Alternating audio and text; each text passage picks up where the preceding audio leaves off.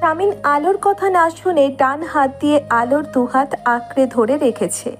আলো নিজের হাত ছাড়ানোর প্রাণপণ চেষ্টা করে, কিন্তু সে অপারগ। হুট করে আলো এক কাণ্ড করে বসে। শামিনের হাত থেকে নিজের হাত ছাড়াতে না পেরে শামিনের হাতে কামড় বসিয়ে দেয়। ঘটনার আকস্মিকতায় হতভম্ব হয়ে শামিন আর্তনাদ করে ওঠে। ফুয়াদ গাড়ির ব্রেক কষে দেয়। মাথা ঘুরিয়ে শামিন চোখ বড় বড় করে আলোকে দেখতে থাকে। আলো তার চোখের দিকে তাকিয়ে আছে কটমট দৃষ্টি দিয়ে। ফুয়াদ বলে ওঠে, ভাই আমি গাড়ি ঘোরাচ্ছি, এটাকে মেন্টাল হসপিটালে নিয়ে দিয়ে আসবো। তোর এর সাথে সংসার করার দরকার নেই, খুব রিস্ক হয়ে যাবে ভাই, তোর প্রাণনাশের ভয়। শামিন হতভম্ব হয়ে আলোর দিকে তাকিয়েই থাকে বেশ কিছুক্ষণ। তারপর ফুয়াদকে ঠান্ডা গলায় বলে, পাগলের চিকিৎসা আমি দিতে জানি, তুই গাড়ি স্টার্ট কর। তারপর ঈশিতার দিকে তাকিয়ে বলে, ফোন করে ওদেরকে জানিয়ে দে। ঈশিতা মাথা নাড়িয়ে ফোনে ঋতুর নাম্বার ডায়াল করে। ফোন রিসিভ হতেই বলে ওঠে, মেজো ভাবি, মির্জা বাড়ির বড় বউ ফিরছে, বধূবরণের তৈয়ারি করো। নিস্তেজ শরীরটা নিয়ে সিটে হেলান দিয়ে চোখের পানি ফেলতে থাকে আলো। ঈশিতা মাথা ঘুরিয়ে পেছনে তাকিয়ে বলে, ভাবি স্টপ, অনেক হয়েছে, অনেক করেছো তুমি, অনেক। আমি খুব খারাপ আপু, আমাকে একা ছেড়ে দাও। কারো দয়া চাই না, আমার কারো দয়া না।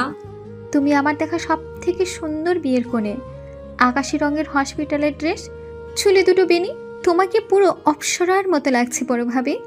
আলোকে জড়িয়ে ধরে ঋতু বলে। আলো চুপচাপ দাঁড়িয়ে আছে, তার চোখের পানি শুকিয়ে গালে লেপ্টে আছে। ঈশিতা ভেতরে ছুটে গিয়ে একটা বড় ফুলের তোড়া নিয়ে এসে আলোর সামনে দাঁড়ায়।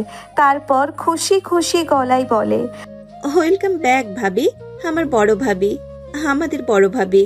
আলো ঈশিতার দিকে তাকিয়ে আছে। ঈশিতা আলোকে আঁকলে নিয়ে বলে, তোমার বাড়িতে পদধূলি দাও এবার, আমাদের বাঘিনী তুমি, একটু কথা শোনো আমাদের। শামিন আলোর পাশে দাঁড়িয়ে মৃদু স্বরে বলে, কোলে করে নিতে হবে। আলো শামিনের দিকে তাকিয়ে বাড়ির সবার দিকে থাকায়। পরি এসে আলোর হাত ধরে বলে, এসো আমাদের সাথে ভাবি, এসো বলছি।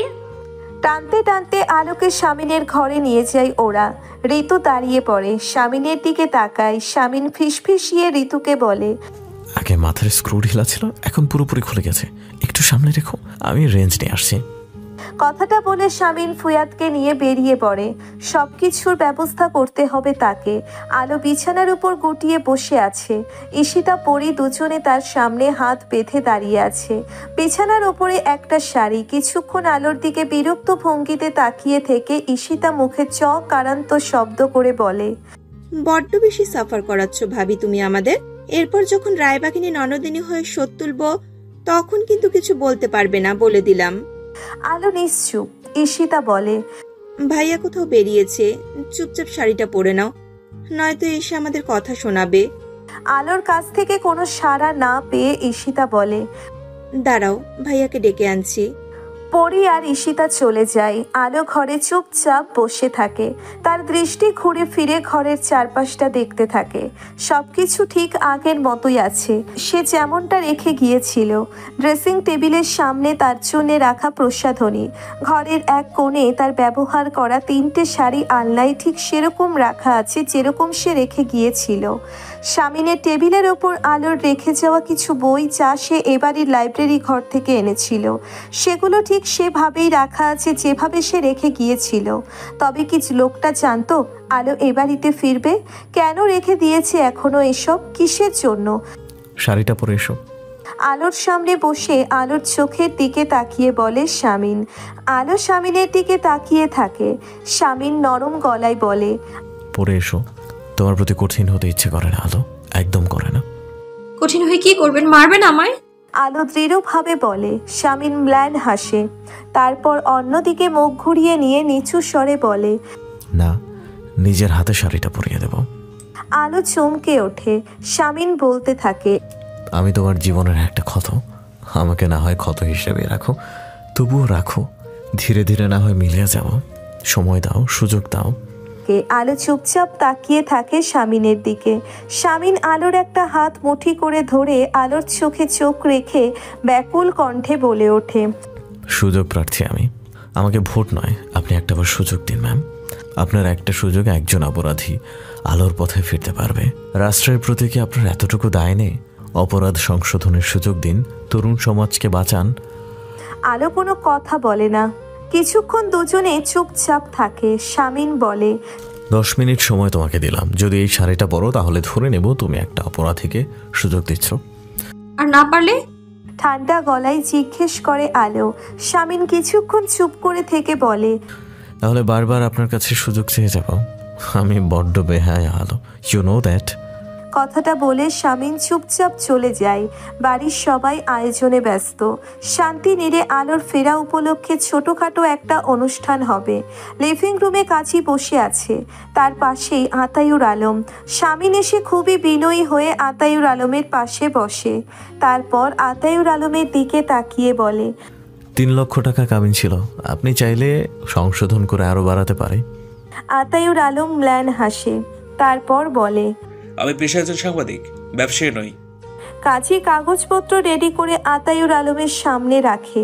বিয়ের কাগজে সাক্ষী সংশোধন করে মেয়ের বাবাকে দিয়ে সই করিয়ে নেওয়া হয়েছে। আতায়ুর আলম সাইন করে চুপচাপ বসে থাকে। শামিন একদৃষ্টিতে বিয়ের কাগজের দিকে তাকিয়ে আছে। আতায়ুর আলম বলে, আমার মেয়েকে আনো, ওকে দেখতে চাই। শামিন হাতের ঘড়ির দিকে তাকায়। 10 মিনিটের জায়গায় 15 মিনিট হয়ে গিয়েছে। সে উঠে দাঁড়ায়, তারপর দোতলায় চলে যায়। ঝর্ণা ছেড়ে দিয়ে তার নিচে দাঁড়িয়ে আছে আলো। শামিনের দেওয়া শাড়িটা ওয়াশরুমের সাথে লাগোয়া একটা আয়নার সামনে রাখা। শাড়িটার রং কমলা। পানির ঝর্ণা বন্ধ করে কিছুক্ষণ দাঁড়িয়ে থাকে চুপচাপ। তারপর হাত বাড়িয়ে শাড়িটা নিয়ে গায়ে জড়িয়ে নিতে থাকে। কুচিগুলো কোমরে গুছিয়ে নিয়ে আঁচল বুকে তুলতে যাবে, তখনই আয়নায় চোখ যায় তার। পেটের ডান পাশটা দেখে স্তব্ধ হয়ে দাঁড়িয়ে থাকে। শরীরটা ধীরে ধীরে অসাড় হয়ে যাচ্ছে। ভেজা ঠোঁট দুটো কাঁপছে, চোখের কার্নিশে পানি জমেছে। কাঁপতে কাঁপতে অনেকটা সাহস নিয়ে ঘুরে দাঁড়ায় সে। আঁচলটা হাত থেকে ছেড়ে দিয়ে মাথা ঘুরিয়ে পিঠের দিকটা দেখার চেষ্টা করে আয়নায়। থমকে যায় সে। কিছু সময় চুপ থেকে বিকট শব্দে চিৎকার দিয়ে ওঠে। শামিন ঘরের ভেতরে পা রাখতেই থমকে যায়। ওয়াশরুমের ভেতর আলো উন্মাদের মতো আর্তনাদ করে যাচ্ছে। দ্রুত পায়ে ওয়াশরুমের দরজার কাছে গিয়ে দরজা ধাক্কাতে থাকে। আলো কেঁদেই যাচ্ছে। শামিন কিছুক্ষণ দরজায় ধাক্কা দিয়ে ক্লান্ত হয়ে পড়ে। তারপর থেমে যায়। নরম গলায় ডাকতে থাকে, প্লিজ বেরিয়ে আসো। কোথায় কষ্ট হচ্ছে তোমার? আমি জানতে চাই। আমার জানার অধিকার আছে আলো, আমার হাতে সেই অধিকারের সনদ। আলো কাঁদতেই থাকে। শামিন ব্যাকুল হয়ে বলে ওঠে, অতটুকু পড়ে গিয়েছে বলে কষ্ট পাচ্ছ তুমি? আলো, তুমি তো পড়ে গিয়েছো, এখন আমাকে পড়াচ্ছ। আর পড়িও না আমাকে। দরজাটা খুলে দাও, বেরিয়ে এসো। আমায় দয়া করো এবার। বেশ কিছুক্ষণ শামিন ওয়াশরুমের দরজার কাছে দাঁড়িয়ে থাকে চুপচাপ। আলো তখনও কেঁদে যাচ্ছে। কোনো সান্ত্বনা খুঁজে পাচ্ছে না সে। কাঁদতে কাঁদতে ক্লান্ত হয়ে পড়েছে। শামিন এদিকে ওদিকে অসহায়ের মতো একবার তাকিয়ে শরীরের সমস্ত শক্তি খরচ করে দরজায় বেশ কয়েকবার ধাক্কা দিতেই সিটকিনি ভেঙে দরজা খুলে যায়। একটা গভীর নিঃশ্বাস নিয়ে শামিন ওয়াশরুমের ভেতর পা রাখে। আলো ওয়াশরুমের একপাশে মেঝেতে পা ছড়িয়ে বসে দেওয়ালে মাথা ঠেকিয়ে কাঁদছে। তার শরীর কাঁপছে। ভেজা চুল বেয়ে পানি পড়ছে। শাড়ির আঁচল মাটিতে লুটিয়ে পড়ে আছে। শামিন এগিয়ে গিয়ে হাঁটু গেড়ে বসে। আলোর দিকে খানিকটা ঝুঁকে তার আঁচল উঠিয়ে তার গায়ে জড়িয়ে দেয়। ক্রন্দনরত আলোর মুখের দিকে তাকিয়ে নরম গলায় বলে, চলো ওঠো। আলোর থেকে কোনো সাড়া না পেয়ে শামিন কিছু সময় আলোর দিকে তাকিয়ে থাকে। তারপর পাঞ্জাবির হাতা গুটিয়ে নিয়ে আলোকে তুলে নেয়। বিছানায় এনে আলোকে বসিয়ে দিয়ে শামিন আলোর মুখোমুখি বসে। আলোর কান্না থেমেছে। কেমন নির্জীব হয়ে বসে আছে এখন। শামিন খানিকটা ঝুঁকে আলোর চোখের দিকে তাকিয়ে বলে, সমস্যা কোথায়? আলো মুখটা সরিয়ে নেয়। শামিন কিছুক্ষণ আলোকে দেখে। কাঁদতে কাঁদতে নাকের ডগা লাল বানিয়ে ফেলেছে। শামিনের ইচ্ছে করছে হাত দিয়ে ওই নাকের ডগা ছুঁয়ে দিতে, কিন্তু অযাচিত আহ্লাদের স্পর্শ দিয়ে এই মেয়েটার গালাগাল খেতে সে ইচ্ছুক নয় এখন। হাজার হলেও সে এই শহরের মেয়র। তার একটা গাম্ভীর্য নিয়ে চলা উচিত। কথায় কথায় পুচকে বউয়ের গালাগাল খাওয়া তার শোভা পায় না। শামিন একটা গভীর নিঃশ্বাস ফেলে বলে, ওয়াশরুম কাদার জায়গা? এত সুন্দর পরিপাটি রুম আমার, কত সুন্দর একটা টানা বারান্দা। কোথায় রুমের এসি অন করে এই নরম বিছানায় শুয়ে শুয়ে কাঁদবে তা না, এসব রেখে ওয়াশরুমে ঢুকে কাঁদছো কেন? সত্যি তোমার মাথার স্ক্রু খুলে কোথাও পড়ে গিয়েছে।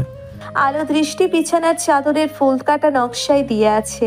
শামিন উঠে আলোর আলমারি থেকে একটা নতুন তোয়ালে বের করে আনে, আলোর হাতে ধরিয়ে দিয়ে বলে, মাথা মুছে নাও, ঠান্ডা লেগে যাবে। আলো চুপ। শামিন একটা দীর্ঘশ্বাস ছেড়ে মৃদু স্বরে বলে, তুমি আমাকে দিয়ে বড্ড খাটাও, এটা ঠিক না আলো। কথাটা বলে শামিন নিজের হাতে আলোর চুল মুছিয়ে দিতে থাকে। আলো পাথরের মতো বসে আছে। শামিন কি করছে সেদিকে তার কোনো ভ্রুক্ষেপ নেই। চুল মুছিয়ে আলোর মাথায় তোয়ালেটা সুন্দর করে জড়িয়ে দেয় শামিন। শামিনের দরজার বাইরে এসে আতায়ুর আলম দাঁড়িয়ে পড়ে। মেয়ে জামাইয়ের ব্যক্তিগত রুমে সে আসতে ইচ্ছুক ছিল না। ঈশিতা আর ঋতু জোর করে নিয়ে আসে তাকে। ঘরের ভেতরে শামিনের বউয়ের সেবা করার দৃশ্য দেখে সবাই থতমত খেয়ে যায়। ঈশিতা আর ঋতু মুখ চাওয়াচাওয়ি করে দুজনে দুদিকে কেটে পড়ে আতায়ুর আলমের পেছন থেকে। আতায়ুর আলম বোকার মতো কয়েক মুহূর্ত দাঁড়িয়ে থেকে ঘুরে সিঁড়ির দিকে যাওয়ার জন্যে পা বাড়ায়। পেছন থেকে শামিন বলে ওঠে, আসুন।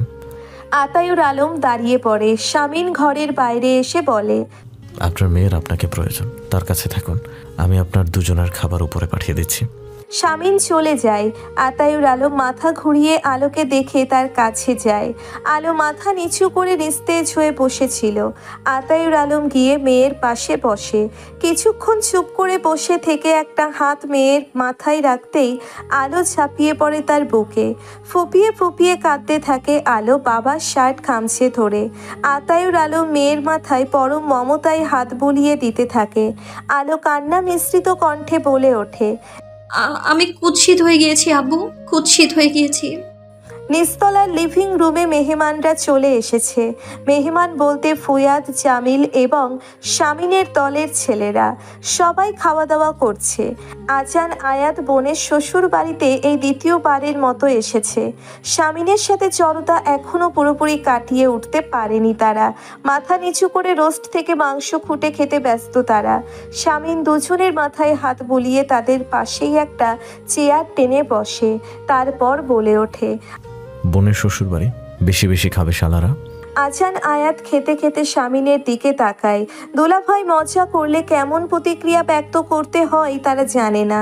শামিন বলে, খাও। পাশ থেকে রনি বলে ওঠে, হ্যাঁ খাও, না খেলে আমি আসি তো গলায় ছুরি বসিয়ে দেব। আয়াত বিষম খেয়ে কাঁদতে থাকে রনির কথায়। খাবার টেবিলে সবাই হেসে ফেলে। শামিন আয়াতের দিকে এক গ্লাস পানি এগিয়ে দেয়। পানি খেয়ে আয়াত ধাতস্থ হয়। কিছুক্ষণ পরে শামিন পরিবেশটা স্বাভাবিক করতে আজানকে বলে, কলেজে উঠেছো, গার্লফ্রেন্ড হয়নি কেন? আজান লজ্জা পেয়ে মাথা নাড়ায়। শামিন আয়াতের দিকে তাকিয়ে বলে, আর তোমার? আয়াতও ভীষণ লজ্জা পায়। নিচু স্বরে বলে, না। শামিন বলে, কাউকে মনে ধরলে বলবে। প্রেমের প্রস্তাব দিয়ে পেছনে ঘুরঘুর করতে হবে না, তুলে এনে বিয়ে পড়িয়ে দেবো একদম। আজান আয়াত চুপ করে থাকে। ফুয়াদ আজান আয়াতের দিকে তাকিয়ে বলে ওঠে, হ্যাঁ, ওই একটা কাজই তোমাদের দুলাভাই পারে, মেয়ে তুলে আনা। শামিন ফুয়াদের দিকে তাকিয়ে হেসে ফেলে। ফুয়াদ গম্ভীর কণ্ঠে বলে, বাচ্চাদের ভালো পরামর্শ দিতে হয় দুলাভাই, তুই ওদের ভাগ্যিস আলো নেই এখানে, নত তোর 12টা বাজিয়ে দিতে সব শুনে। শামিন অপরাধী গলায় বলে, এখন মজাও করতে পারবো না, কি অদ্ভুত। আপনার ফোন বাজছে, ম্যানেজার ফোন দিচ্ছে। বিছানার দিকে তাকিয়ে ঋতু বলে, ইলহাম ওয়াশরুমে স্লিপ করছিল। ওয়াশরুমের দরজা খোলা। মাথা ঘুরিয়ে ঋতুর দিকে তাকিয়ে বলে, রিসিভ করে কথা বলো, বলো ব্যস্ত আছি। ঋতু অবাক হয়ে বলে, আমি? হ্যাঁ, রিসিভ করো। ঋতু আমতা আমতা করে ফোনটা হাতে নিয়ে রিসিভ করে কথা বলে রেখে দেয়। আগে হলে ইলহাম তার ফোনে হাত দেওয়ার অপরাধে খুব বকে দিত, এখন কিনা তাকে দিয়ে অফিসের কল উঠাচ্ছে। ঋতু আলমারি থেকে ইলহামের একটা পাঞ্জাবি বিছানার উপর রেখে বলে, সাদা পাঞ্জাবি বের করেছে, পরবেন? ইলহাম ততক্ষণে ফ্রেশ হয়ে ওয়াশরুম থেকে বেরিয়ে আসে। ঋতুর শাড়ির আঁচলে মুখ মুছে নিয়ে বলে, কেন নয়? ঋতু মুচকি হেসে চলে যেতে নেয়। ইলহাম শক্ত করে ঋতুর হাত ধরে ফেলে, হ্যাচকা টান দিয়ে নিচের কাছে টেনে আনে। ঋতু চমকে ওঠে। বিছানার একপাশে বসে ঋতুকে কোলের উপর বসিয়ে তার ডান হাত টেনে নিচের কাঁধের উপর রাখে। ঋতু অস্ফুট স্বরে বলে, কি করছেন? ইলহামের দিক থেকে কোনো জবাব আসে না। সে তার স্ত্রীর ঘাড়ে আদর মাখিয়ে দিতে ব্যস্ত। ঋতু ছটফট করে নিজেকে ছাড়িয়ে নিতে চায়। তার অস্বস্তি বুঝতে পেরে ইলহাম চড়ানো কণ্ঠে বলে, চুপ করে বসো, শুধু চুমুই খাবো, ভয় পেও না। ঋতু চুপ করে থাকে। ইলহাম ঋতুর ঘাড় থেকে মুখ উঠিয়ে ঋতুর লাজুক মুখখানার দিকে তাকিয়ে বলে ওঠে, কেমন আছে আমাদের ছোট্ট সোনা? তোমাকে কষ্ট দেয় আমার মতো? ঋতু মাথা নাড়ায়। ইলহাম ঋতুর গালে একটা চুমু খায়, তারপর বলে, এইবার আমাকে একটা মেয়ে দেবে তুমি, আমি মেয়ে চাই। ঋতু অস্ফুট স্বরে বলে। আর যদি না দিতে পারি?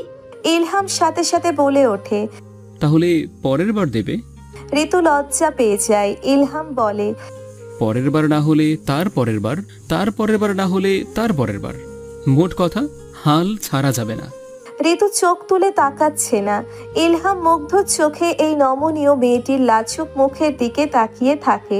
এত মুগ্ধতা সে আগে কেন খুঁজে পেল না? স্বামীর হাত ধুয়ে উঠে পড়ে। আজান বলে, ভাইয়া, আপুর জিনিসপত্র যা চেয়েছিলেন সব এনেছি। শামিন বলে, কোথায়?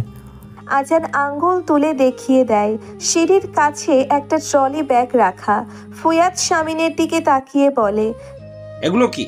শামিন মৃদু হেসে বলে, শ্বশুর বাড়ি থেকে যৌতুক নিয়েছি। কথাটা বলে শামিন ব্যাগটা উঠিয়ে নিয়ে সিঁড়ি বেয়ে উপরে ওঠে। তার ঘরের দরজার কাছে এসে সে একটা দৃশ্য দেখে দাঁড়িয়ে পড়ে। আলো তার বাবার কোলে মাথা রেখে চুপচাপ শুয়ে আছে। আতায়ুর আলম তার মেয়ের মাথায় হাত বুলিয়ে দিয়ে গল্প করছে, যেন বাবা তার ছোট অবুঝ মেয়েকে রূপকথার গল্প শুনিয়ে ঘুম পাড়িয়ে দিচ্ছে। শামিন দৃশ্যটা দেখে এতটাই মুগ্ধ হয়েছে যে মুখ থেকে অস্ফুট স্বরে বেরিয়ে আসে, বাহ, কি সুন্দর! আমাকেও যেন আল্লাহ তাআলা কন্যা সন্তান দেন একজন। ভেতরে ঢুকে বাবা মেয়ের এত সুন্দর মুহূর্ত সে নষ্ট করতে চায় না। তাই ট্রলি ব্যাগটা সে দরজার কাছে রেখেই চলে যায়। হাঁটুতে মাথা ঠেকিয়ে বসে আছে আলো। বাবা যতক্ষণ ছিল মনটা ভীষণ শান্ত ছিল। আতায়ুর আলম, আজান, আয়াত রাত 9টার দিকে বাড়িতে চলে গিয়েছে। আবারও ভীষণ খারাপ হয়ে গিয়েছে মনটা। খুব কান্না পাচ্ছে। শামিন দরজার কাছে দাঁড়িয়ে থাকে কিছু মুহূর্ত। ঘড়িতে সময় রাত 11টা প্রায়। সারাদিনের ধকল শেষে সেও বেশ ক্লান্ত। একটু ঘুম দরকার। মনে মনে আল্লাহর কাছে দোয়া করতে থাকে সে। ওই পাগল মেয়েটা যদি আমার মেজাজ খারাপ করে দেয় তবুও যেন আমার রাগ না ওঠে, প্লিজ। একটু সুবুদ্ধি দাও আল্লাহ ওকে, আর আমাকে ধৈর্য দিও। একটা গভীর নিঃশ্বাস ফেলে দরজা ঠেলে ভেতরে ঢোকে সে। কয়েক পলক আলোকে দেখে নিয়ে ঘুরে দাঁড়িয়ে দরজার ছিটকিনি তুলে দেয়। আলো মাথা তুলে তাকায় না। শামিন ওয়াশরুমে ঢুকে ফ্রেশ হয়ে গায়ের পাঞ্জাবিটা পাল্টে একটা টি শার্ট পরে নেয়। তারপর বেরিয়ে এসে পুনরায় আলোর দিকে তাকায়।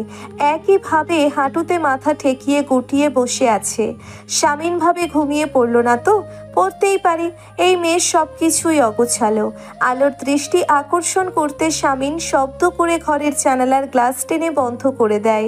বারান্দার দরজা ধপ করে লাগিয়ে দেয়। আলো ধীরে ধীরে মাথা তুলে শামিনের দিকে তাকায়। শামিন নাটকীয় ভঙ্গিতে বলে, সরি। আলো কিছু বলে না, মাথা ঘুরিয়ে বিছানায় চোখ রাখে। ঈশিতা আর পরি রাত 9টার দিকে এসে বিছানার উপর কিছু ফুল আর ফুলের পাপড়ি ছড়িয়ে দিয়ে গিয়েছে। বিরক্তিতে আলো কপাল কুঁচকে রেখেছে। ঈশিতা আপু কিভাবে এত অবুঝের মতো কাণ্ড করতে পারে? শামিন আলোর দৃষ্টি অনুসরণ করে বিছানার দিকে তাকায়। কয়েক মুহূর্ত তাকিয়ে থেকে মৃদু স্বরে বলে, পরিষ্কার করে দিচ্ছি। বাড়ির কাউকে না ডেকে শামিন ফুলগুলো সরিয়ে নেয় বিছানা থেকে। তারপর ছুরিতে ফেলে দিতে দিতে বিড়বিড় করে বলে, আমি আমার বউয়ের কাছে অবহেলিত, আর তোরাও চিমটে। ঘুরে আবারও আলোর দিকে তাকায়। তারপর গিয়ে আলমারি খুলে একটা বক্স বের করে সেটার ভেতর থেকে আর একটা ছোট বক্স বের করে এনে আলোর মুখোমুখি বসে। আলো শামিনের দিকে তাকিয়ে আছে। শামিন হাতের ছোট বক্সটা খুলতে খুলতে আলোর চোখের দিকে তাকায়। বক্সে শামিনের মায়ের সেই বালা দুটো। আলো বালা দুটোর দিকে তাকিয়ে থাকে। এগুলো সে খুলে শামিনের হাতে দিয়ে গিয়েছিল সেদিন। শামিন আলোর ডান হাত ধরে একটা বালা পরিয়ে দিয়ে অপর হাতেও আর একটা বালা পরিয়ে দিয়ে বলে, আমার চোখে দেখা সব থেকে বিশুদ্ধ একজন নারীর স্মৃতিচিহ্ন আমার চোখে দেখা আরেকজন বিশুদ্ধ নারীর হাতে পরিয়ে দিলাম। এ পর্যন্ত বলে একটু থেমে আবারও বলতে শুরু করে, এই দুটো কখনো খুলবে না হাত থেকে, অনুরোধ তোমার প্রতি। আলো কিছুক্ষণ হাতের দিকে তাকিয়ে থেকে শামিনের হাত থেকে নিজের হাত সরিয়ে নেয়। শামিন এক পলক আলোকে দেখে মজা করে বলে ওঠে, কি ব্যাপার, অস্বাভাবিক চুপচাপ কেন? রেঞ্জ দেখছি স্ক্রু বেশ ভালো করে টাইট দিয়ে গেছে। আলো অবাক হয়ে বলে, মানে কিসের রেঞ্জ? রেঞ্জ তোমার বাবা, আমার শ্বশুর, তাকে এনেছিলাম তোমার স্ক্রু টাইট দিতে। সে তার কাজ ঠিক মতো করেছে দেখছি। আলো অন্যদিকে তাকিয়ে থাকে শামিনের কথাই পাত্তা না দিয়ে। শামিন বলতে থাকে, মন খারাপ করে থাকবে দেখে বাবাকে ভাইদের নিয়ে এলাম, একটা ধন্যবাদ তো পেতেই পারি। ধন্যবাদ। আলো কপাল কুঁচকে কাট কাট বলে। শামিন একটা দীর্ঘশ্বাস ছেড়ে বলে, এভাবে দিলে একটা চর মেরে দিতে না হয় এর বদলে? আলো গম্ভীর কণ্ঠে বলে ওঠে, মন পেতে এসব করছেন? শামিন ম্লান হাসে, তারপর বলে, না, মন চুরি করতে এসব করছি। চুরি করতে না পারলে ডাকাতি করব। হ্যাঁ, ওই একটা জিনিসই আপনি ভালো পারেন, লুটোত্রাজ। কাট কাট বলে ওঠে আলো। ব্যাস এই কথাটাই শামিনের মেজাজ খারাপ করে দিতে যথেষ্ট। কিন্তু শামিন হাত মুঠি করে চোখ বন্ধ করে ফেলে, বড় বড় নিঃশ্বাস নিয়ে বিড়বিড় করে নিজেকে নিজে বলতে থাকে, কন্ট্রোল সামিন, ইয়াসার কন্ট্রোল, প্লিজ রাগ উঠাস না। আলো অবাক হয়ে শামিনকে দেখে বলে, বিড়বিড় করে কি বলছেন? কাকে গালাগাল দিচ্ছেন? গালাগাল? ওসব তো তুমি ভালো জানো। আলো চুপ হয়ে যায়। শামিন আলোকে দেখতে থাকে। কমলা রঙের শাড়িটা কত সুন্দর লাগছে মেয়েটির গায়ে। শাড়িটার সৌন্দর্য মেয়েটিকে সুন্দর করে তুলেছে নাকি মেয়েটির সৌন্দর্য শাড়িটার গায়ে ছেয়ে গিয়েছে বুঝতে পারছে না শামিন। আলো কপাল কুঁচকে শামিনের দিকে তাকাতেই শামিন চোখ সরিয়ে নেয়। আলো দৃঢ়ভাবে বলে, সুযোগ চেয়েছেন, সুযোগ দিয়েছি, আগে নিজেকে প্রমাণ করে দেখান। মনে রাখবেন, স্ত্রীর মন পাওয়ার আগে তার শরীর কামনা করা পুরুষদের আমি ঘৃণা করি। শামিন কি বলবে বুঝতে পারছে না। সে যে তার স্ত্রীর শুধুমাত্র শরীর কামনা করে না, তার যে তার স্ত্রীর মনটাও পেতে হবে, এই কথাটা এখনো ওই অবুঝ মেয়েটা বুঝলো না। এত যুদ্ধ তবে কেন করলো শামিন? শরীর তো বহু আগেই পেতে পারত। কিভাবে মুখের উপর কাট কাট বলে দিল ওই অভদ্র মহিলা? শামিন কি তাকে ছুঁয়ে ফেলতো নাকি আজ? খুবই অভদ্র এই মহিলা, মুখে কোনো লাগাম নেই।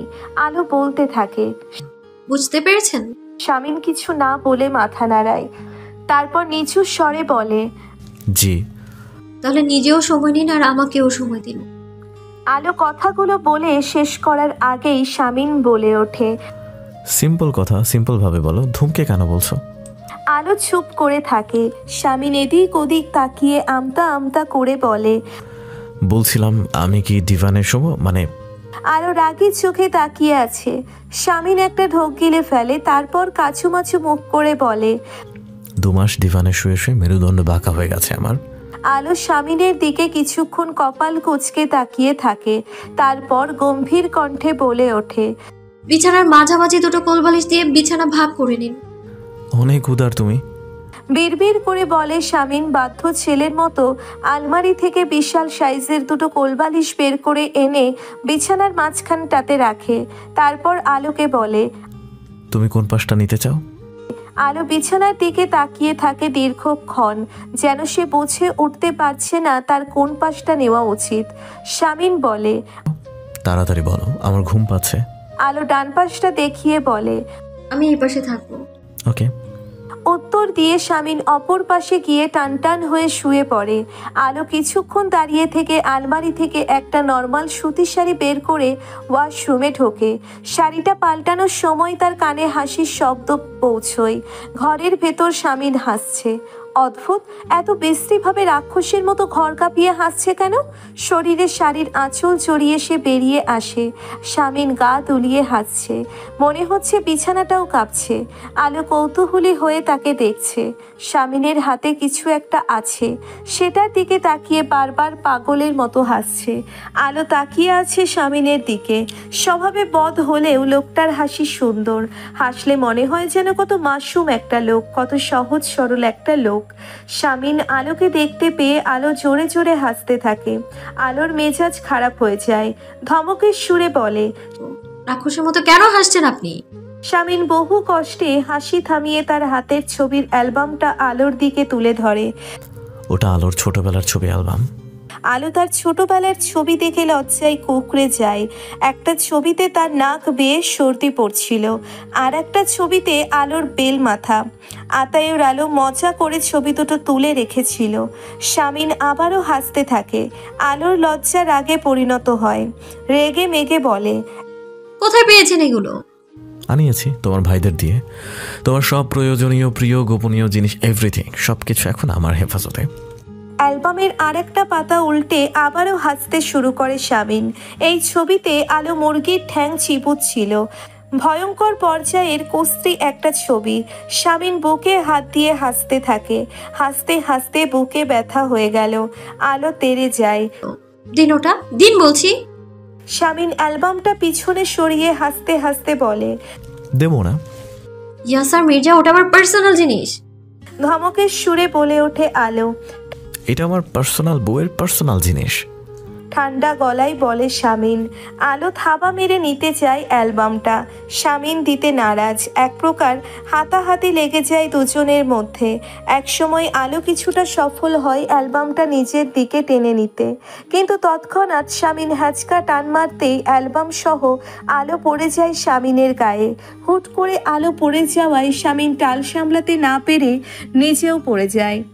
ঘটনার আকস্মিকতায় শামিনের চোখ দুটো রসগোল্লা সাইজের মতো বড় বড় হয়ে যায়। আলোর মাথা তার বুকে ঠেকে গিয়েছে। চুলের খোপা খুলে শামিনের মুখের উপর ছড়িয়ে আছে। ধীরে ধীরে হাত দিয়ে আলোর চুলগুলো সরিয়ে দেয়। আলো স্তব্ধ হয়ে গিয়েছে। কানে শামিনের হৃদস্পন্দন স্পষ্ট শুনতে পাচ্ছে। তড়িঘড়ি করে উঠে বসে ছবির অ্যালবাম আঁকড়ে ধরে মাথা নিচু করে বসে থাকে আলো। শামিন ধীরে ধীরে উঠে বসে আলোর নিচু করে রাখা মুখটার দিকে এক পলক তাকিয়ে উঠে দাঁড়ায়। আলোকে আর অস্বস্তিতে ফেলতে চায় না, তাই সেখানে দাঁড়িয়ে না থেকে হনহন করে বারান্দার দরজা খুলে সেখানে চলে যায়। বিছানার ওপর আলো কিছুক্ষণ থম মেরে বসেছিল। ধীরে ধীরে সেও উঠে দাঁড়ায়। অ্যালবামটা আলমারিতে তুলে রেখে চুপচাপ বিছানায় গিয়ে গুটিসুটি মেরে শুয়ে থাকে গায়ে চাদর টেনে। দীর্ঘক্ষণ বারান্দার রেলিং ধরে দাঁড়িয়ে আছে সে। একটু আগের ঘটনা মনে করে এখন মুচকি মুচকি হাসছে। সৃষ্টিকর্তা তার প্রতি বরাবরই সদয়। বউ না চাইতেও বুকে এসে পড়ে। আহা, কি কপাল তার। একা একা কিছুক্ষণ হেসে নিয়ে আবারও চেহারায় গাম্ভীর্য ফিরিয়ে আনার চেষ্টা করে শামিন। তারপর ঘরের ভেতর গিয়ে বারান্দার দরজা লাগিয়ে দেয়। ঘুরে বিছানার দিকে তাকিয়ে দেখে আলো ওদিকে ফিরে শুয়ে আছে। সম্ভবত ঘুমিয়ে গিয়েছে। শামিনও ধীরে ধীরে নিজের জায়গায় শুয়ে পড়ে।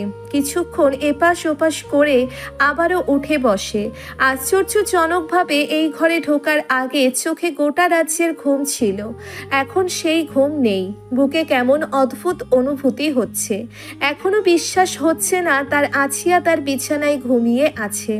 মাঝখানে দুটো কোলবালিশ, একটার উপর আর একটা সাজিয়ে রাখা। এই দুটো মাঝখান থেকে সরতে কতটা সময় নেবে কে জানে। তবে শামিন ইয়াসার মির্জা তার ধৈর্যের চূড়ান্ত পরীক্ষা দিতে প্রস্তুত। তার জীবনে আপাতত একটাই স্বস্তির ব্যাপার, আছিয়া তাকে তার মন জিতে নেওয়ার নমিনেশন দিয়ে দিয়েছে। এখন তাকে জিততেই হবে মন জয় করার নির্বাচন। কোনো প্রতিদ্বন্দ্বী ছাড়াই নির্বাচন, তবুও জেতাটা সহজ নয়। এমনভাবে সে জিততে চায় আছিয়াকে যে আছিয়া যেন নিচে এসে তাকে জয়ী ঘোষণা করে জয়ের মালা পরিয়ে দেয় তাকে। শামিন কথাগুলো ভাবতে ভাবতে মৃদু হাসে। আবারও তার কিছুক্ষণ আগের ঘটনা মনে পড়ে যায়। কতটা নাস্তা নাবুদ হয়েছে ওই মেয়েটা। চেহারাটা দেখার মতো ছিল। মাথা ঘুরিয়ে আলোর দিকে কিছুক্ষণ তাকিয়ে থেকে বিড়বিড় করে বলে ওঠে, আজকের জন্য অতটুকুই যথেষ্ট আছে। আমি কৃতজ্ঞ তোমার প্রতি। কলিং বেল টিপে চোখে মুখে বিরক্তি নিয়ে দাঁড়িয়ে আছে শামিন। কিছুক্ষণ পরে দরজা খুলে দেয় আলো। শামিন মুখে চকারান্ত শব্দ করে বলে, বড্ড কেয়ারলেস তুমি। স্বামীর বাড়ি ফেরার সময় হয়েছে আর তুমি স্টার জলসা নিয়ে ব্যস্ত। এত করে কলিং বেল টিপছি, দরজা খোলার নামই নেই।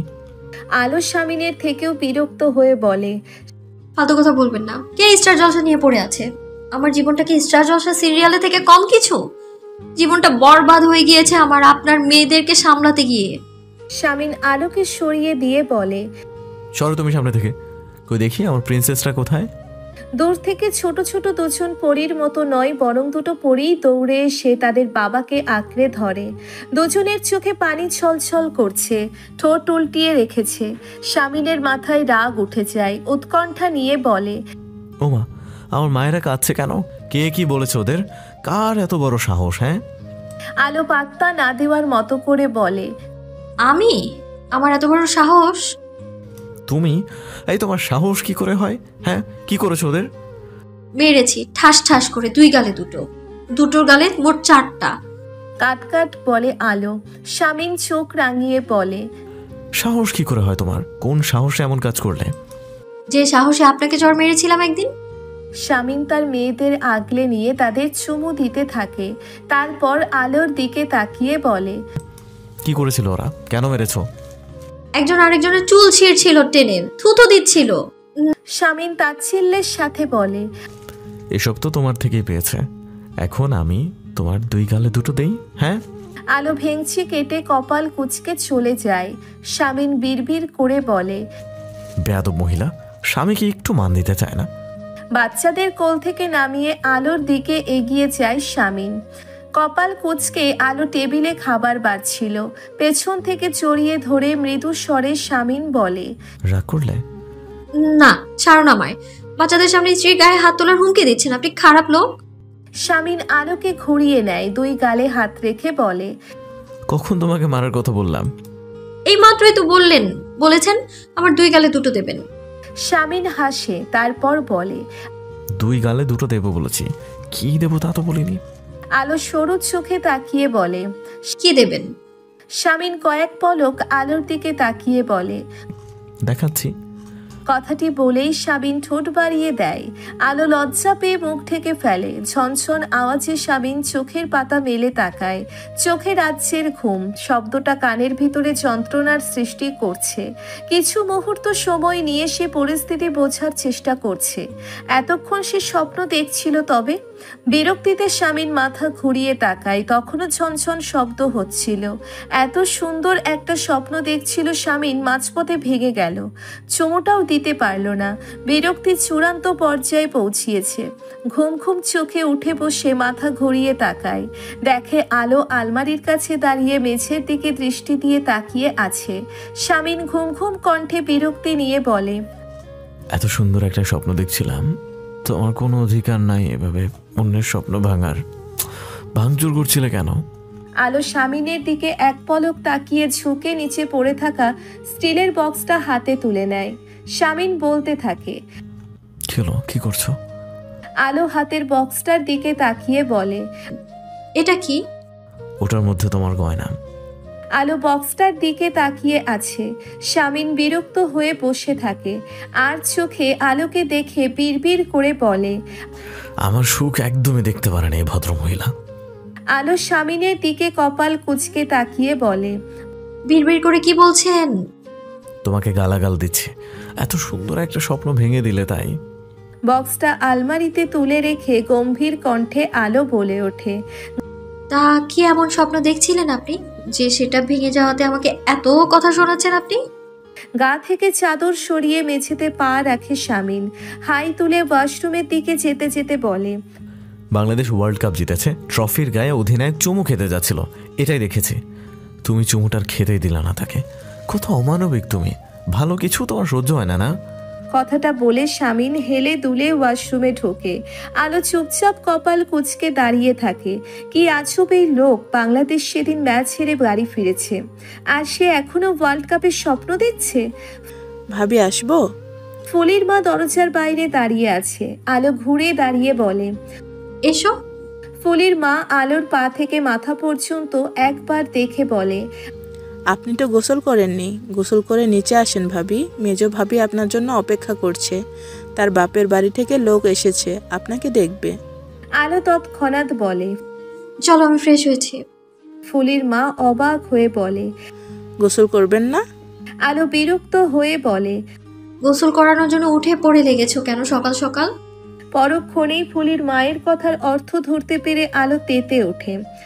চলো নিচে চলো, বেশি কথা বলবে না। ফুলির মা মুখ অন্ধকার করে চলে যায়। বড় ভাইজান এ কোন মেয়েকে এনেছে সেই ভালো জানে। এই মেয়ের কোনো কাণ্ডজ্ঞান নেই। নিচতলার লিভিং রুমে ঋতুর বাবা মোফাজ্জল করিম বসে আছে। সে একটা কাজে শহরে এসেছিল, তাই মেয়ের বাড়িতে এসেছে। আলো নিচে নেমে লিভিং রুমের দিকে এগিয়ে যায়। ঋতু উঠে দাঁড়িয়ে আলোকে বলে, ভাবি আমার বাবা। আলো মুখ হাসি হাসি করে বিনয়ী ভঙ্গিতে সালাম দেয়। মোফাজ্জল করিম সালামের জবাব দিয়ে আলোকে বলে, মা বসো। জি বলেই বসে পড়ে। মোফাজ্জল করিম বলে, তোমাকে ঋতুর মায়ের দেখার খুব শখ ছিল মা। ইয়াফার বাবার জন্য কত প্রস্তাব দেখেছি আমাদের এলাকায়। ইয়াফার বাবাকে রাজি করাতে পারিনি কখনো, তাই ঋতু মা খুব আগ্রহী ইয়াফারের বউ দেখার জন্য। কিন্তু কপাল, বরাবরের অসুস্থতা তার, তাই আসতে পারেননি, কখনো আসবেও না। আলো চুপ করে থেকে বলে, বাড়িতে গিয়ে ঋতুকে ভিডিও কল দিবেন, আমি ওনার সাথে কথা বলবো চাচা। মোফাজ্জল করিম খুশি হয়। বড় লোকের বউ ভেবেছিল কথাবার্তায় অহংকারী হবে। আলোকে যথেষ্ট বিনয়ী মনে হচ্ছে। সে তার পাশ থেকে একটা প্যাকেট উঠিয়ে আলোর দিকে ধরে বলে, তোমার জন্য একটা শাড়ি এনেছি মা। গরিব মানুষ তো, স্বর্ণ উপহার দেওয়ার মতো সামর্থ্য নেই। আলো কিছুটা অস্বস্তিতে পড়ে যায়। মুহূর্তেই কাটিয়ে নিয়ে বলে, আমি খুব খুশি হয়েছি চাচা, আমি শাড়ি খুব পছন্দ করি। খাবার টেবিলে মোফাজ্জল করিমকে নিজের হাতে পরিবেশন করে খাওয়াই আলো। ঋতু যথেষ্ট স্বস্তি পাচ্ছে আলোর এমন স্বাভাবিক আচরণে। এখন ভাইয়াকে পুরোপুরি মেনে নিলেই হয়। ঋতু তাহলে অনেক বড় চিন্তা থেকে মুক্তি পাবে। শামিন এখনো নিচে নামেনি। শেভ করে ফ্রেশ হয়ে কিছুক্ষণ বিছানায় মটকা মেরে পড়েছিল। আজ নতুন হাই স্কুল নির্মাণের প্রকল্প সংক্রান্ত ঝামেলা সামলাতে হবে, অথচ শরীরটা অলস হয়ে পড়ে আছে। নিচে নাস্তা করতে পর্যন্ত যায়নি। আলো সেই কখন নিচে গিয়েছে, এখনো ফেরেনি। নিশ্চয়ই এখনো খাচ্ছে।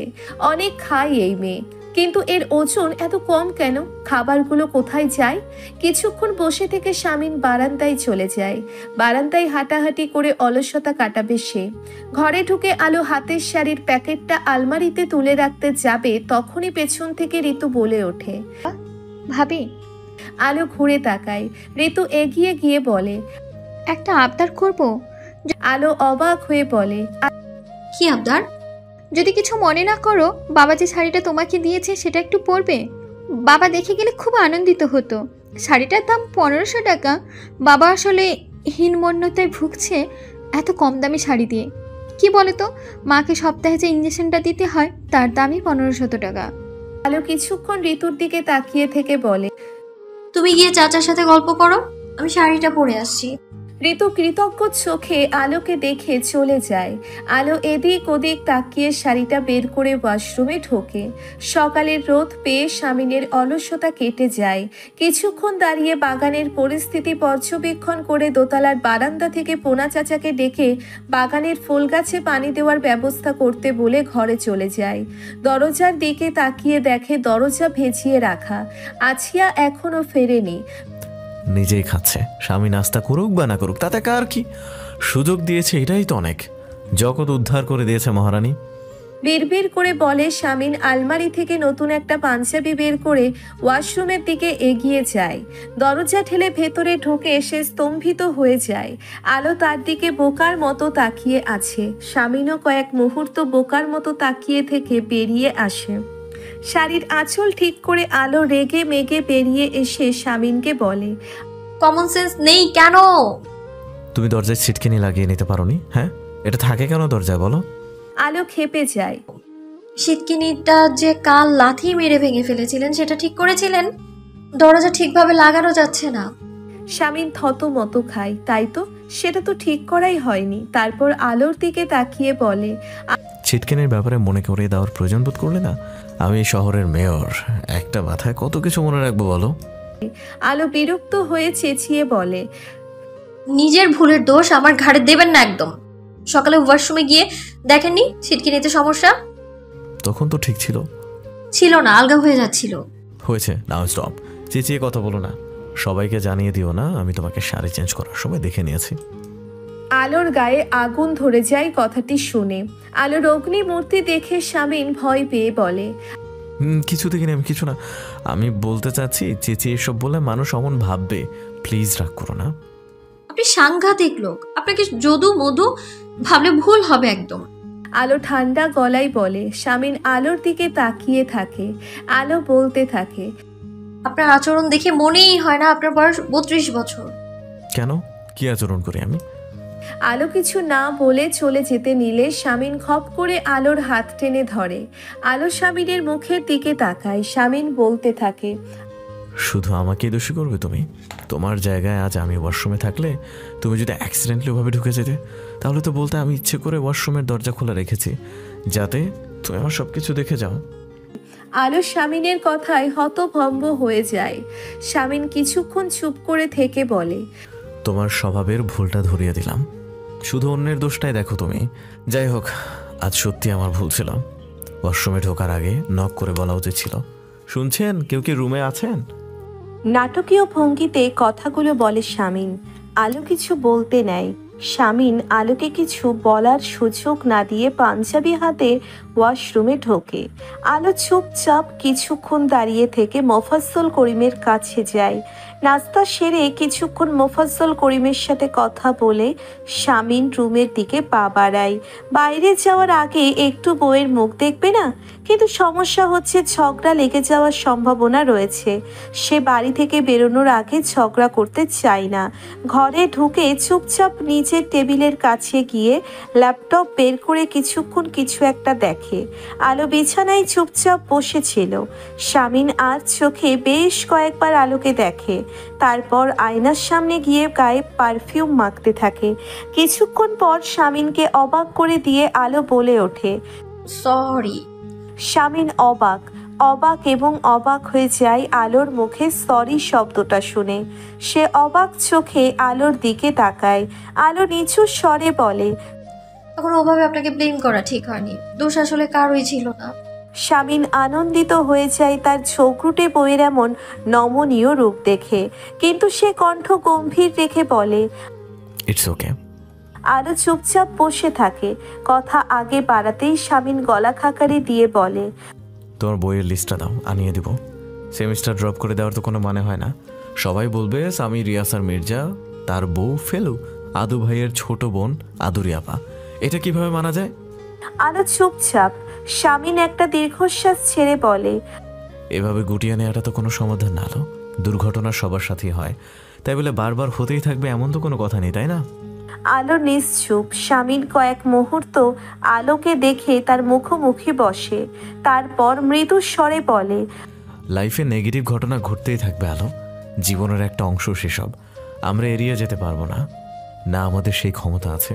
যেটা আমাদের ক্ষমতার মধ্যে রয়েছে সেটা হলো ওই সকল নেগেটিভ জিনিসগুলোর মধ্যে থেকে পজিটিভ কিছু বের করে নিজেকে স্বস্তি দিয়ে লাইফটাকে এগিয়ে নিয়ে যাওয়া। আলো শামিনের দিকে মুখ তুলে তাকায়, অস্ফুট স্বরে বলে, অ্যাসিড অ্যাটাকের মধ্যে কি পজিটিভ ছিল? পজিটিভ ছিল না, ভাবতে হবে। এসিড তোমার মুখে পড়েনি, গায়ে লেগেছে মাত্র, এটাই পজিটিভ কিছু। ঠিক যেমন সেদিন আমার বিয়ে হয়েছিল, রেপ তো হয়নি, তেমনি পজিটিভ কিছু।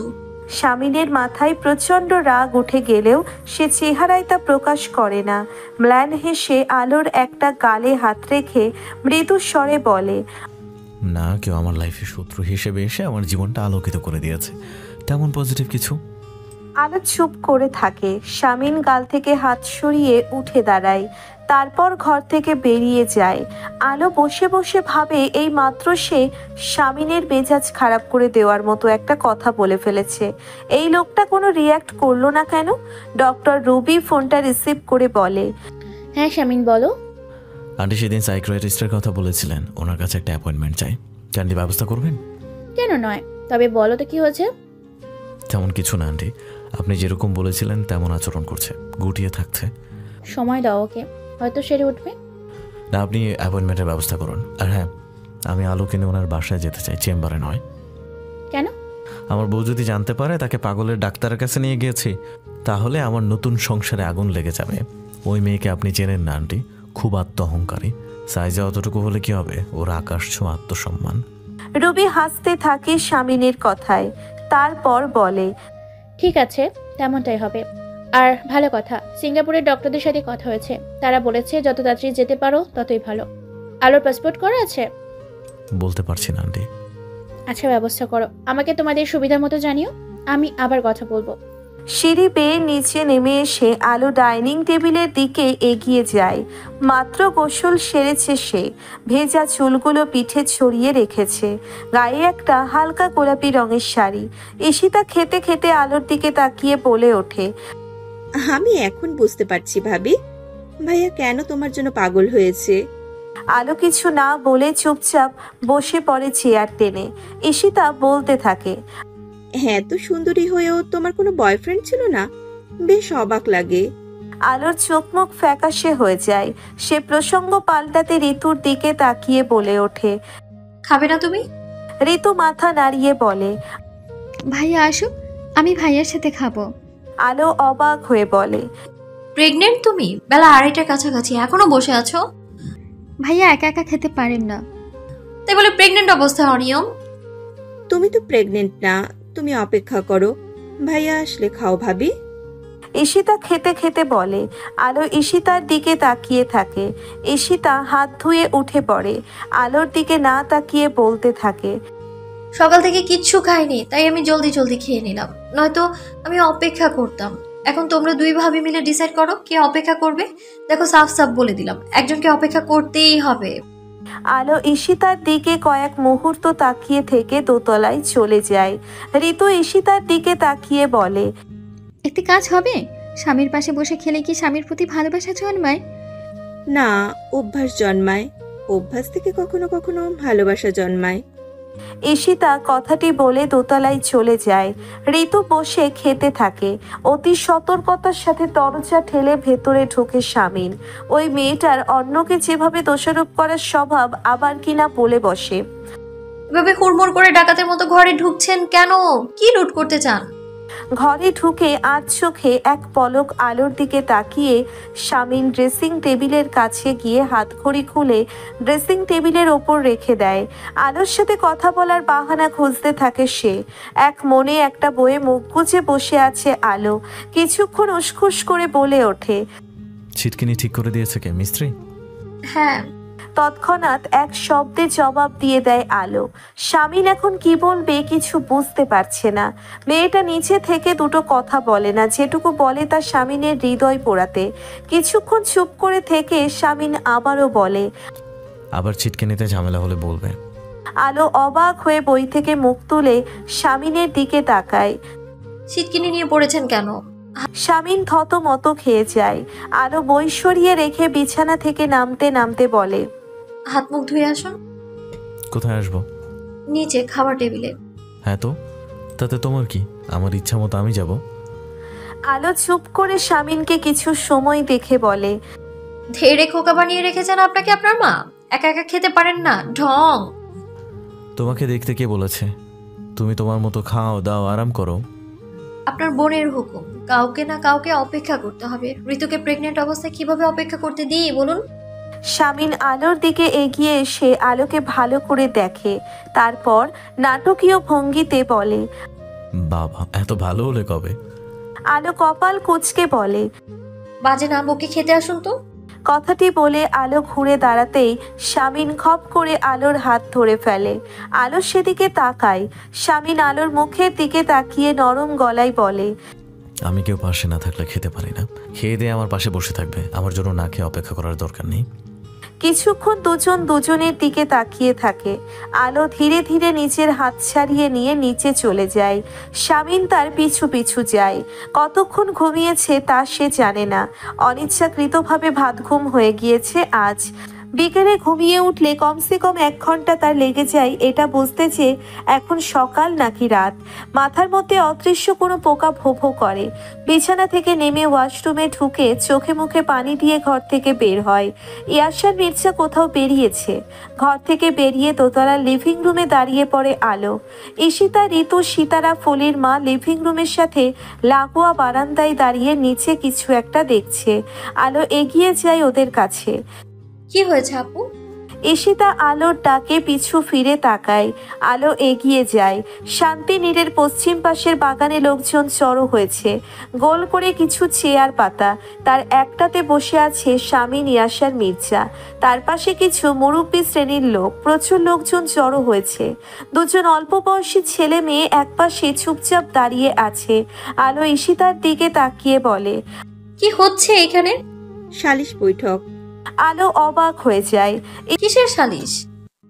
ওই ছেলে মেয়ে দুটোকে দেখছো, ওরা স্বামী স্ত্রী। ওই মেয়েটা নিয়মিত স্বামীর হাতে মার খায়, অথচ ওদের প্রেমের বিয়ে। তাহলে ডিভোর্স নিয়ে নিক। এখানে মেয়রের কাছে কি? মেয়র কি ডিভোর্স লয়ার? ঈশিতা আলোর দিকে তাকায়, তারপর বলে, মেয়ে তার স্বামীকে ছাড়বেও না। আলো অবাক হয়ে যায়। ঈশিতা বলতে থাকে, ওদের দুইজনের বাবা মা এসেছে ভাইয়ার কাছে একটা বিহিত করে দেওয়ার জন্য। তোমার ভাইয়া কি বিহিত করবে? দেখোই না। আলো তীক্ষ্ণ দৃষ্টি দিয়ে তাকিয়ে থাকে। শামীন গলা উঁচু করে ছেলেটাকে ধমকে যাচ্ছে। মেয়ে গিয়েছে ছেলেটা। এত কথা কেন বলছেন? অমন স্বামীর কান মলে দিন লোকের সামনে। লজ্জা দেওয়া দরকার উজবুকটাকে। আলো কথাটা বলে শেষ করতে পারে না। ঈশিতা আলোর মুখ চেপে ধরে। শামীন সহ সালিশে থাকা প্রত্যেকটা লোক অবাক হয়ে দোতলার বারান্দার দিকে তাকায়। ঈশিতা আলোকে টানতে টানতে ভেতরে নিয়ে যায়।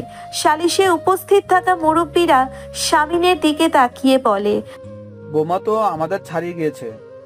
অমন স্বামী বলতে তুমি কি বোঝাতে চেয়েছো? শামীনের কথায় ঘুরে তাকায় আলো, তারপর নিচু স্বরে বলে, সালিশে কি বিচার হয়েছে? মারতে উঠেছিলাম, বউ এসে বাংলা সিনেমার লক্ষ্মী বউয়ের মতো স্বামীকে রক্ষা করেছে। শেষবারের মতো মিলিয়ে দেয়া হয়েছে দুজনকে। আলো চুপ করে থাকে। শামীন বলে, বললে না তো অমন স্বামী বলতে কি বুঝিয়েছিলে তখন? খারাপ স্বামী। আলো অস্ফুট স্বরে বলে। শামীন আলোর দিকে কিছুক্ষণ তাকিয়ে থেকে বলে ওঠে, খারাপ স্বামীদের কান মলে দেওয়া উচিত। আর খারাপ বউদের কি করা উচিত? আলো চোখ তুলে তাকায়। শামীন আরেকটু এগিয়ে এসে বলে, বলো কি করা উচিত খারাপ বউদের সাথে? আলো চুপ করে থেকে শামীনকে পাশ কাটিয়ে চলে যায়। শামীনের কথার জবাব না দিয়ে শামীন একা একা কিছুক্ষণ হেসে বিড়বিড় করে বলে, খারাপ বউদের শাস্তি দেওয়া উচিত, ভালোবাসার শাস্তি। পিঠের কিছু কিছু স্থানে ঘা পুরোপুরি শুকিয়ে যায়নি। একটা মলম হাতে আলো দাঁড়িয়ে আছে। একা একা মলমটা লাগানোর চেষ্টা করে ব্যর্থ হয়। আচমকা শামীন ঘরে ঢুকতেই আলো ঘুরে দাঁড়ায়। তার পুরো মুখ অস্বস্তিতে ছেয়ে গিয়েছে। শামীন এক পলক আলো আর তার হাতের মলমটা দেখে নিচু গলায় প্রশ্ন করে, কাউকে ডেকে দেবো? ঈশিতা আপুকে। অস্ফুট স্বরে বলে আলো। শামীন ঘর থেকে বেরিয়ে গিয়ে ঈশিতাকে পাঠিয়ে দেয়। ঈশিতা আলোর ঘরে এসে বলে, ডেকেছিলে ভাবি? মলমটা পিঠে লাগিয়ে দাও। ঈশিতা এগিয়ে যায়। মলম লাগিয়ে দিতে দিতে হুট করে বলে বসে, ভাইয়াকে বললেই তো পারতে, সে লাগিয়ে দিত। আলো কপাল কুঁচকে ঈশিতার দিকে তাকায়। ঈশিতা হাসতে হাসতে বলে, রাগলে তোমাকে আরো আরো বেশি সুন্দর লাগে ভাবি। এখন ভাইয়ার সামনে যেও না, ভাইয়া আরো পাগল হয়ে যাবে। ঈশিতা হাসতে হাসতে বেরিয়ে যায়। আলো কিছুক্ষণ দাঁড়িয়ে থেকে বারান্দায় চলে যায়। শামীন ঘরে ঢুকে এদিক ওদিক তাকিয়ে আলোকে দেখতে না পেয়ে আলমারির কাছে যায়। আলমারি থেকে কোলবালিশ বের করে এনে বিছানায় মাঝখানটাতে রাখতে রাখতে বিড়বিড় করে কোলবালিশ দুটোকে উদ্দেশ্য করে বলে, স্বামী স্ত্রীর মাঝে তৃতীয় পক্ষ হয়ে ঢুকতে তো লজ্জা করে না? হ্যাঁ। আলো বারান্দা থেকে ঘরে ঢুকে শামীনের কাণ্ড দেখে অবাক হয়। বলে, কাকে কি বলছেন? শামীন থতমত খেয়ে বলে, নিজেকে। আলো কিছু না বলে বিছানায় শুতে যাবে, অমনি শামীন বলে, তোর পাসপোর্ট আনিয়ে রেখেছি নিজের কাছে। আলো তার দিকে তাকিয়ে বলে, কেন? কোন কাজে? সার্জারির জন্য সিঙ্গাপুর যাব আমরা, তোমরা ওখানে, তোমার ওখানে সার্জারি হবে। আলো চুপ করে থাকে। শামীন বলে, তোমার শরীরের ক্ষত ভ্যানিশ হয়ে যাবে খুব শীঘ্রই। আর মনের ক্ষত? প্রশ্নটি করে আলো তাকিয়ে আছে শামীনের দিকে। শামীন কিছুক্ষণ পরে বলে, মনের ক্ষত? তার দায় আমি নিলাম, দেখি কি করা যায়, ভাবতে দাও। শামীন, ইয়াস আর মির্জাকে সময় দাও। বসার ঘরের সর্বত্র শৌখিনতার ছোঁয়া। আলো মাথা ঘুরিয়ে ঘুরিয়ে চারপাশটা দেখছে। বোঝাই যাচ্ছে বসার ঘরটি যে সাজিয়েছেন সে বেশ রুচিশীল একজন ব্যক্তি। দৃষ্টি ঘুরিয়ে ঘুরিয়ে ঘরের সবটা দেখছে আলো, আর শামিন দেখছে আলোকে। একসময় দুজনের চোখাচোখি হয়ে গেলে শামিন চোখ সরিয়ে নিয়ে নিজের ফোন ঘাঁটতে শুরু করে। আলো গম্ভীর কণ্ঠে বলে, সাত সকালে কোথায় এনেছেন আমায়? আমার পরিচিত এক লোকের বাসায়, বন্ধু হয়। এখানে আমার কি কাজ? তুমি আমার স্ত্রী, তাই আমার সাথে এসেছো। আলো আবারও কক্ষ পরিদর্শনে মনোযোগী হয়। হঠাৎ দেওয়ালের একটা পেইন্টিংয়ে চোখ পড়তেই আলো চোখ মুখ শক্ত করে ফেলে। পেইন্টিংয়ে চুম্বনরত এক প্রেমী যুগলের অবয়ব ফুটিয়ে তুলেছে শিল্পী তার রংতুলির কারসাজি দিয়ে। এতক্ষণ বাড়ির মালিককে আলো মনে মনে যত প্রশংসা করেছিল তার রুচিবোধ নিয়ে পেইন্টিংটা দেখে সাথে সাথে সব ফিরিয়ে নিয়ে বিড়বিড় করে আলো বলে, অসভ্য। শামিন আলোর পরিস্থিতি আন্দাজ করতে পেরে ঠোঁট টিপে হাসে। আলো চুপচাপ বসে থাকে। ভেতর থেকে একজন 50 ঊর্ধ্ব লোক এসে শামিনের সাথে হ্যান্ডশেক করে কিছু সৌজন্য আলাপ করতে থাকে। আলো লোকটাকে ভালো করে লক্ষ্য করে। লোকটার মাথার সমস্ত চুল সাদা হয়ে গিয়েছে, কিন্তু চেহারায় এখনো তারুণ্য ধরে রেখেছে বেশ। লোকটা আলোর মুখোমুখি বসে আলোর দিকে হাত বাড়িয়ে দিয়ে ইংরেজিতে আমেরিকান উচ্চারণে বলে, হ্যালো আলু, আমি ওই ফজলে রাব্বি, তোমার হাজব্যান্ডের বন্ধু। আলো বেশ অবাক হয়। এত বুড়ো লোক ইয়াসার মির্জার বন্ধু? কপাল কুঁচকে লোকটার হাতের দিকে তাকিয়ে গম্ভীর কণ্ঠে বলে ওঠে, আসসালামু আলাইকুম। শামিন মুগ্ধ চোখে তার বউকে দেখতে থাকে। সে আবারও নতুন করে তার বউয়ের প্রেমে পড়ে গিয়েছে। আলোর আচরণে লোকটার ঠোঁট প্রশস্ত হয়ে যায় হাসিতে।